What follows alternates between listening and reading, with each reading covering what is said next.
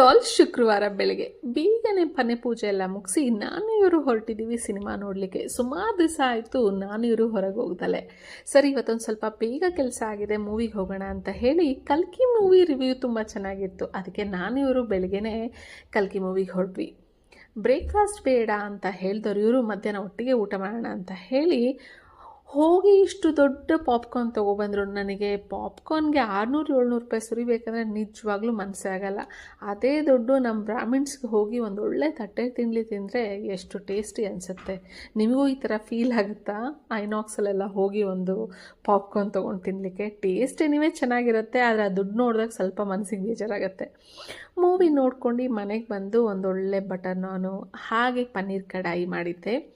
ಮನೆಗೆ ಸ್ವಲ್ಪ ಗೆಸ್ಟ್ ಬರ್ತಾ ಇದ್ದಾರೆ, ಅವರಿಗೋಸ್ಕರ ಎಗ್ ಚಾಪ್ಸ್ ಮಾಡಿದ್ದೆ. ಲಂಚು ತುಂಬಾ ಚೆನ್ನಾಗಿತ್ತು. ಊಟ ಎಲ್ಲ ಆದಮೇಲೆ ಒಂದು ಒಳ್ಳೆ ಚಹಾ ಜೊತೆ ಅವತ್ತಿನ ಡೇ ಮುಗಿಸ್ದೆ.